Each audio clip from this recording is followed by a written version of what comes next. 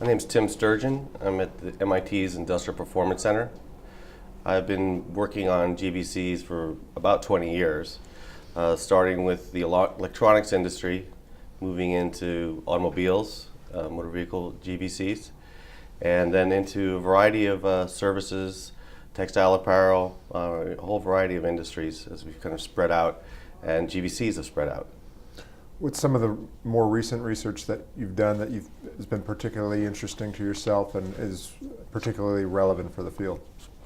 Well, we've been doing these case studies, looking at a variety of industries, and that work really was qualitative. It was kind of doing global industry studies.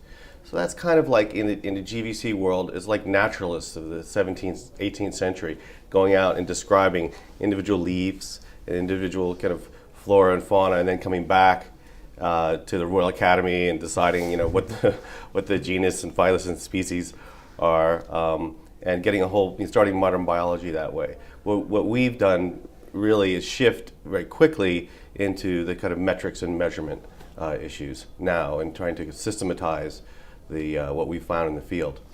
Maybe just provide an update of where that is, that systemization. Well, it's happened much faster than we could really imagine.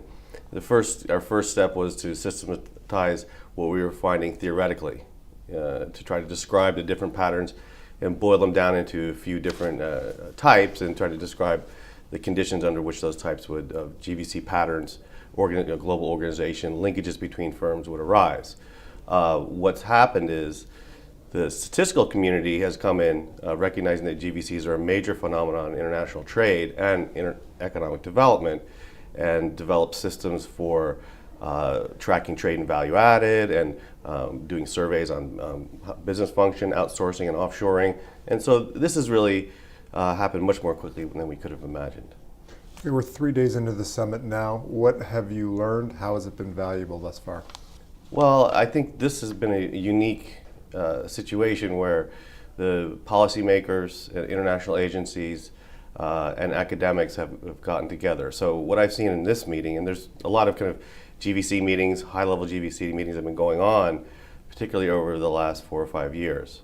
This one's a little different in that we really can convene in a very intimate setting and push each other and challenge each other's thinking in ways that I really haven't seen.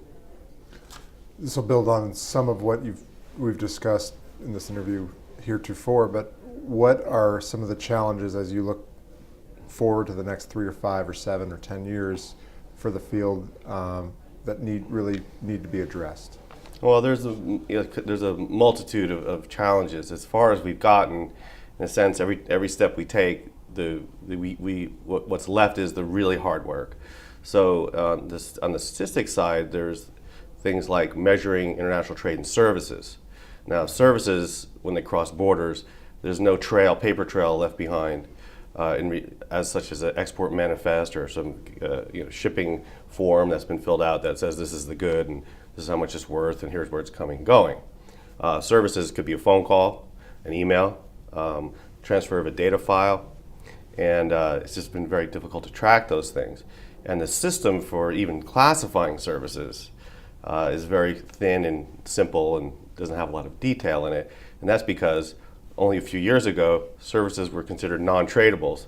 They were thought to kind of stick in their domestic economy, and goods were traded. Well, with information technology and the codification of services, the computerization of a whole range of business functions, now those can be traded much more easily as well.